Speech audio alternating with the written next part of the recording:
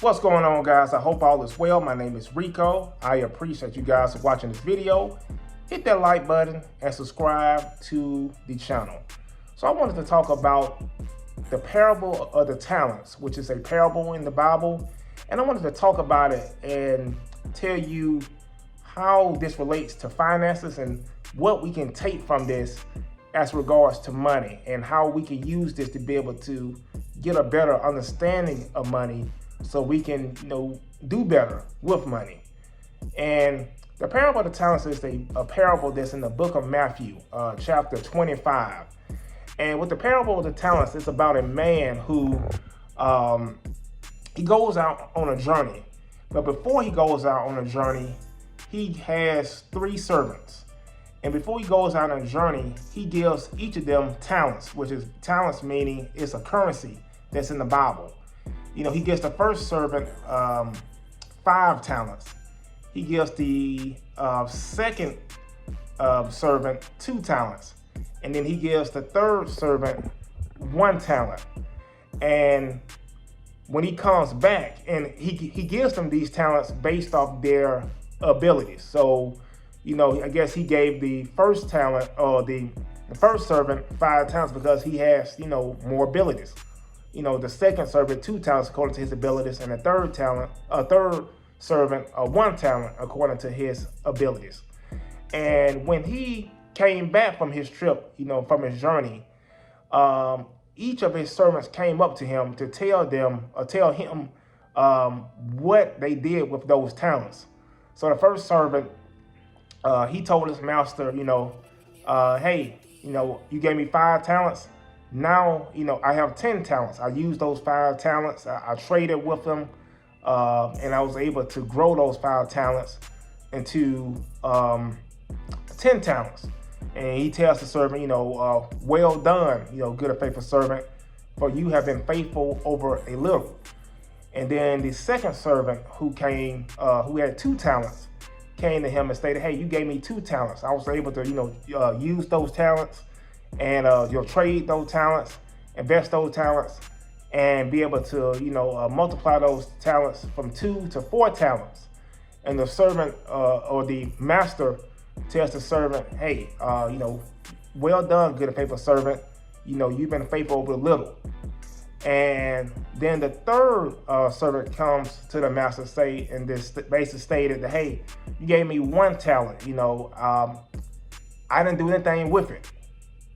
What I did was I just hid that talent inside the dirt. I just dug a hole and just basically hid that talent.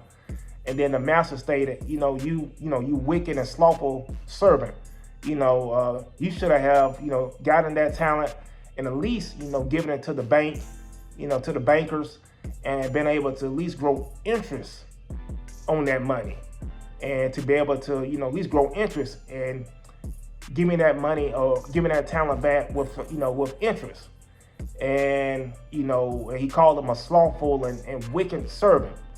And he also stated, at the end of the parable that, whoever who has much will be given to them. But even that person who has a little, that will be taken from them.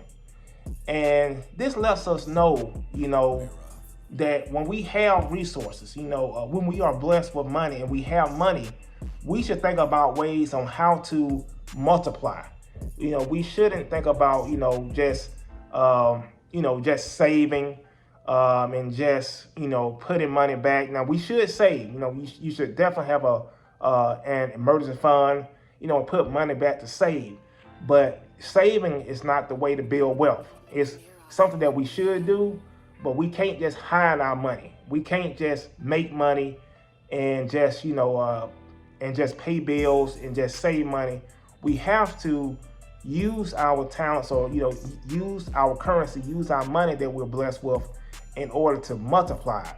And think about ways on how we can grow our money. Because when we have money, I heard someone state that you should, if you have some currency, have some money, the goal is to invest that money so you can your money can have more friends. You want to invest $1, and now you have, $5. You want to invest $100. Now you have $200. The goal is to, basically have your money, go out and work for you, and to have more friends. And I believe, that's what we should be thinking with our money. And that's one aspect of the parable of the talents that we should take from it, because we have resources.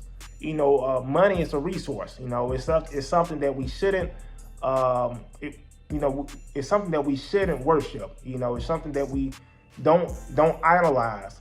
But at the same time, it's something that we should know that we have it. It's a resource, and we need to be wise, good stewards over it, and not be like the third servant who had the one talent, who just hid the money.